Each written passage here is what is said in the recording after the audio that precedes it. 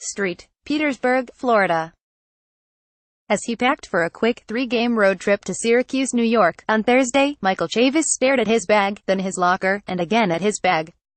He'd packed too much stuff. He didn't need all those gloves, bats and knickknacks, he thought.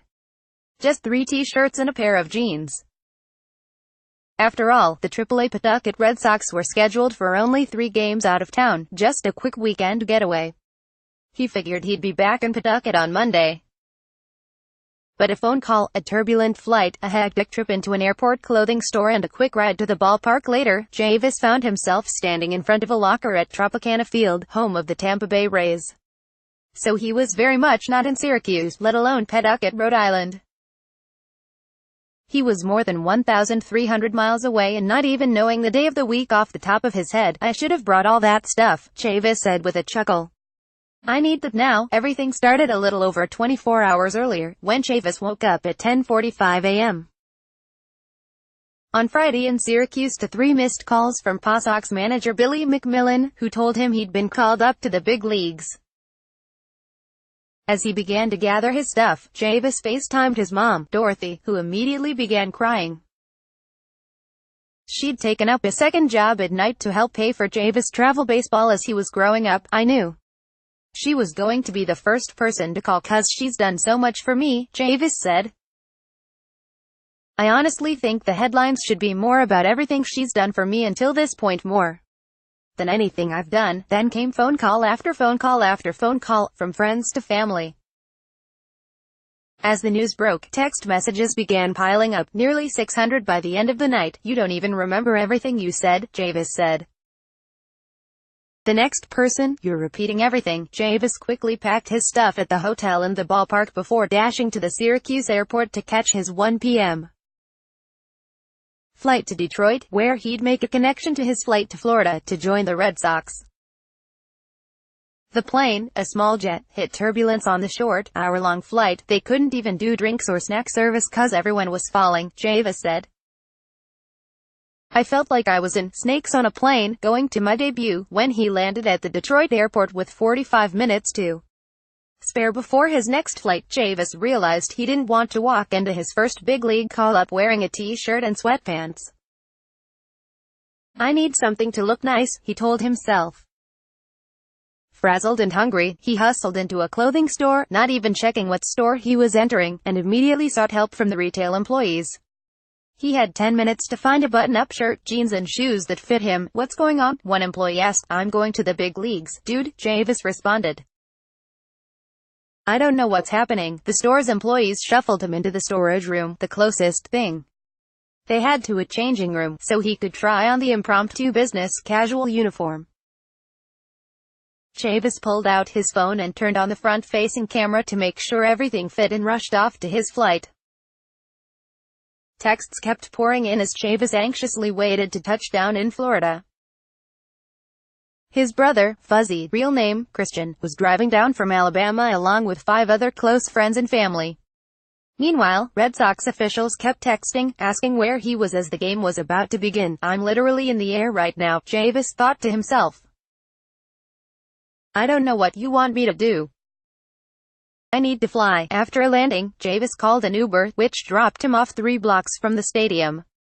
With his backpack, suitcase and a bag full of personal items on him, Chavis walked toward the stadium. His phone buzzed, a text from Fuzzy. "Hey, where are you?" The text read, "I'm sitting at the gate waiting for you. You beat me here," Chavis said. Chavis arrived in the Red Sox clubhouse in the 5th inning. And before he had a moment to appreciate his arrival in a big league clubhouse for the first time, Boston coach Ramon Vasquez told him that the team might need him to pinch hit in 2 batters. "That's impossible," Chavis said. Rookies, he'd heard, always get messed with during their first stint in the big leagues. There he stood, in jeans and a shirt. He hadn't stretched. He didn't know what pitcher the Red Sox were facing. He hadn't seen a single scouting report. But Vasquez wasn't joking. "I didn't even get to tell him congratulations," Vasquez said. The state of baseball in 2019, from labor talks and new rules to some different spending habits, it was an unsettling offseason. So where does the game stand as a new campaign begins? Jeff Passan panic set in. Where are my cleats? Do I need a cup? Where are my batting gloves? Chavis asked himself. Where are my bats? As Chavis quickly warmed up in the batting cage, catcher Christian Vasquez knocked a two-run homer to center field, giving the Red Sox a 4-1 lead and negating any need for Chavis to pinch hit, giving him a night to rest. On his second day in the big leagues, Chavis went through his normal routine, trying to stay in the moment and not overthink things just because he's now in the majors. For the past few years, Chavis had slowly started to see the other high school players from the 2014 draft make their major league debuts. But now that he has made it here, Chavis is trying to keep things as normal as possible, which is much easier said than done. Holy crap, Chavis said before Saturday's game. Now I'm in the big leagues.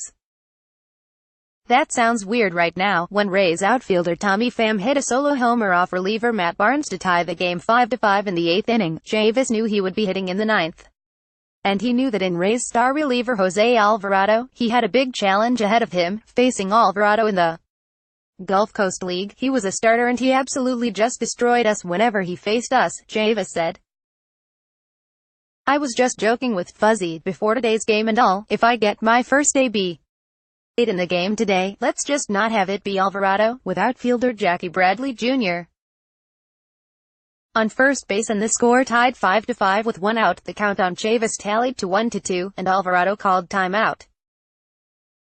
Chavis, feeling his knees literally shaking, took a moment to gather himself before driving a 99 mph slider from Alvarado straight over the head of center fielder Kevin Kiermaier.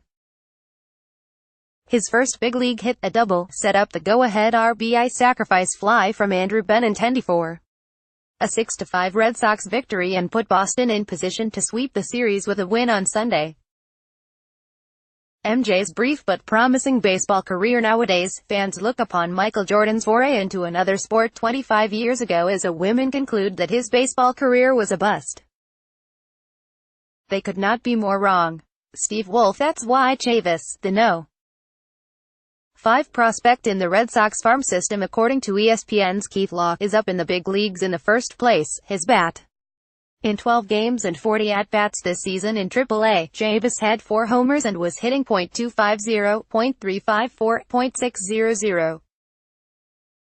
Manager Alex Cora said Chavis will make his first major league start on Sunday in the series finale. Ultimately, Boston will look to its top prospect to fill multiple positions, including first, second and third base. There's no lack of confidence, Cora said. Chavis said he'll be giving the ball from his first major league hit to his mom, as a thank you for the sacrifices she made for him. And as the night of his first game wound down, the rookie infielder stood in the Tropicana Field visitors clubhouse, trying to absorb everything that had just happened. I can't tell you how many times at my house, in backyard, we had a garden, how many times I envisioned this exact scenario, pinch hitting for the Boston Red Sox in the 9th inning off a closer who's nasty and getting a hit, Chavis said. I tossed up rocks, pretending I was in this moment. When I was on deck, I looked around, and I was like, wow.